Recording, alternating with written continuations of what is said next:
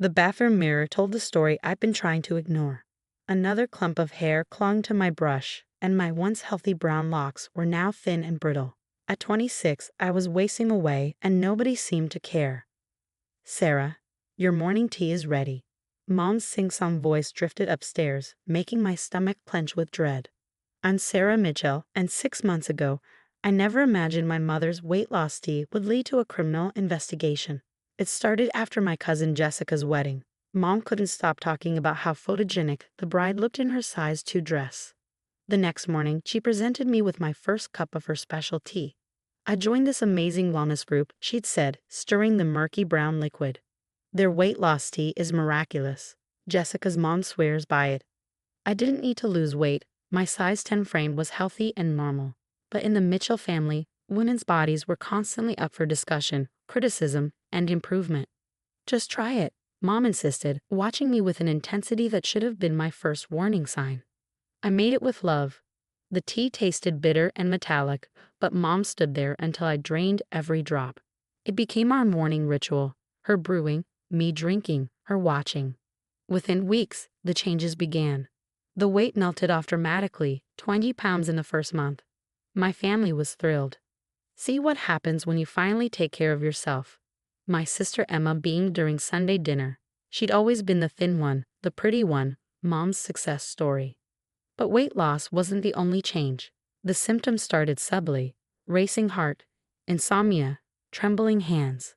Then came the hair loss, the blackouts, and the burning sensation in my stomach. "Mom," I'd whispered one morning, watching my hands shake so badly I could barely hold the teacup, "I think something's wrong with me." She'd brushed it off. "Those are just toxins leaving your body, sweetie. Look how wonderful you're looking. Another month and you'll be as slim as Emma." Today, as I stared at my reflection, hollow cheeks, dark circles under my eyes, I knew I couldn't drink another cup. But refusing Mom's tea wasn't an option in our house. I dragged myself downstairs to find her in the kitchen, the familiar teacup waiting. Next to it sat her phone, open to her wellness group's chat. I caught a glimpse of messages about special ingredients and bulk orders before she quickly turned it face down. "Drink up while it's hot," she said, that same watchful look in her eyes. "The group leader says morning consumption is crucial for optimal results." My hands trembled as I lifted the cup. The familiar metallic taste hit my tongue, and my stomach immediately revolted. "Mom, please," I whispered. "I don't feel good. Maybe we should stop." Sarah Jean Mitchell, her voice turned sharp. "After all the money I've spent on this program, after all the progress you've made, don't be ungrateful." From the living room, Emma chimed in. "Stop being dramatic, Sarah. Mom's just helping you finally get healthy." I took another sip, fighting the urge to vomit. The room started to spin, faster than usual this time. Black spots danced in my vision. "I can't." The cup slipped from my grasp, shattering on the kitchen floor. Tea splattered across the tiles like a crime scene. "Look what you've done." Mom's voice sounded distant underwater. "That's imported specialty tea. Do you know how much?" I never heard the rest. The kitchen tilted sideways, and I felt myself falling. The last thing I saw was Emma's shocked face as she lunged to catch me. I woke up to harsh fluorescent lights and beeping machines. A young ER doctor was speaking to someone outside my room. "Severe dehydration, heart arrhythmia, possible organ damage." "She's always been dramatic," I heard Emma say. "It's probably just low blood sugar." "We're running a complete toxicology screen." The doctor's voice was firm. "Given her symptoms, we need to know exactly what she's been consuming." Through my blurred vision, I saw Mom in the doorway, clutching her designer handbag like a shield. For the first time, she looked afraid. The doctor approached my bed, holding a clipboard. "Ms. Mitchell, we need to know what was in that tea. Your symptoms suggest." Mom interrupted, stepping forward. "It's a private wellness formula, completely natural. I can show you the website." "Mrs. Mitchell," a new voice joined the conversation, deep, authoritative. A man in a dark suit appeared in the doorway, holding a badge. "We've been investigating your wellness group for the past 3 months. I'm going to need you to step outside." The heart monitor's beeping accelerated as I watched Mom's carefully maintained facade begin to crack. What exactly had she been making me drink?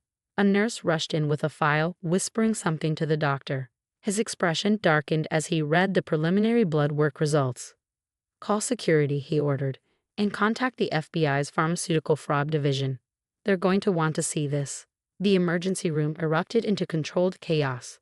Through my fading consciousness, I watched as security guards positioned themselves at my door. Mom's protests echoed down the hallway as the FBI agent escorted her away. "It's just tea. All natural ingredients, Sarah, tell them." Emma stood frozen in the corner, her perfectly manicured hand covering her mouth as the doctor read through my test results. "Significant levels of unregulated weight loss compounds," he muttered. "Traces of diuretics, stimulants, Mrs. Mitchell. These substances are banned in the U.S. for causing organ failure." My sister's composure cracked, but Mom said it was herbal. We all believed her. She's been selling it to her friends, their daughters. The FBI agent, who introduced himself as Agent Torres, pulled out a notebook. "How many people has your mother supplied this tea to?" I don't know," Emma stammered. "She runs these tea parties twice a month. Maybe 20, 30 women. She said it was exclusive, imported." The room spun again, and I felt bile rising in my throat. A nurse quickly helped me lean over as I vomited into a basin. Dark spots danced in my vision as I heard the doctor barking orders. "Her kidney functions are declining. We need to start dialysis immediately." Through the haze of medical jargon and urgent voices, I pieced together the horrifying truth. Mom's miracle tea contained a cocktail of illegal weight loss drugs, similar to those that had been banned after causing deaths in several countries. She'd been buying them through her wellness group, an organization that was now the target of a federal investigation. Hours blurred together as doctors worked to stabilize my condition. I drifted in and out of consciousness, catching snippets of conversations. Liver enzyme levels critically high. Possible heart damage. Could have killed her. When I fully awoke, Dad was there, his face aged 10 years in a day. He'd flown in from his business trip as soon as Emma called. "Princess," his voice broke, "I'm so sorry. I had no idea. Your mother said you were finally taking care of yourself, and I believed her." Agent Torres returned with a female colleague. They needed my statement, evidence for their ongoing investigation. As I spoke, describing months of forced tea drinking and surveillance, the agents exchanged knowing looks. "Your mother's wellness group is part of a larger network," Agent Torres explained.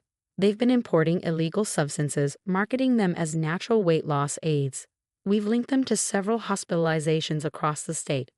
The female agent, Carter, added gently, "The group's leaders prey on family dynamics, convincing mothers that they're helping their daughters. They make millions selling these dangerous compounds."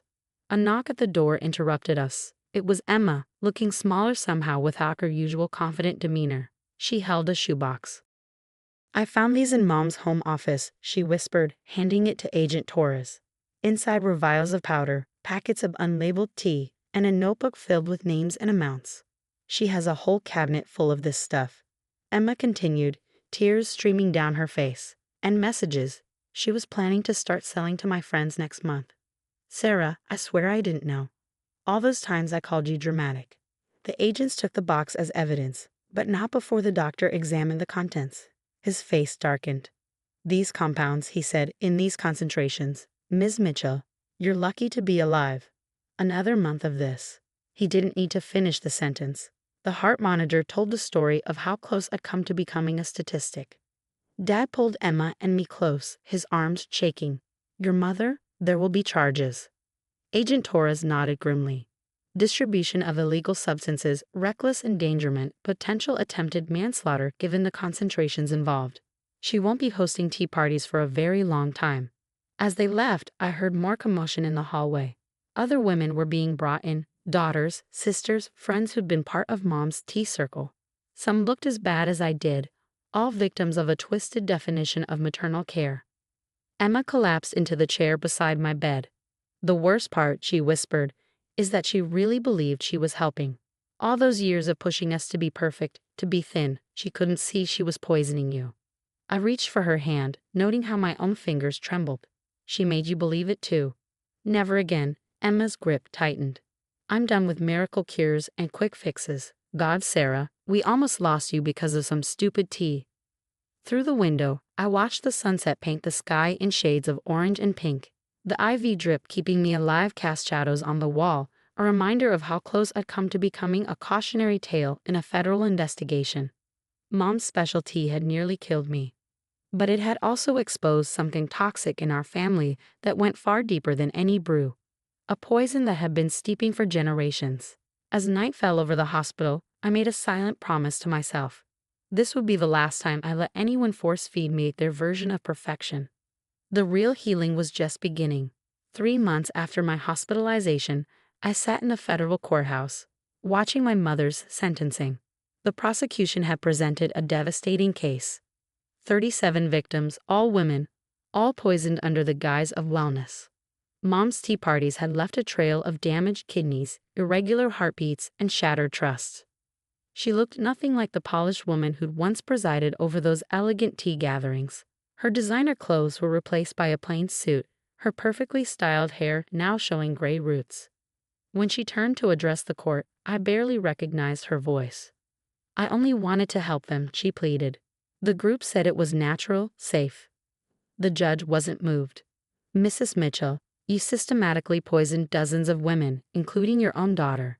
Your tea parties were nothing more than a front for distributing dangerous substances." The sentence came down hard. 8 years in federal prison, plus restitution to all victims. As they led her away, Mom caught my eye one last time. "Sarah, please, I did it because I love you." I turned away, remembering all the mornings I'd spent vomiting after her love had burned through my system. The aftermath transformed our family in ways we never expected.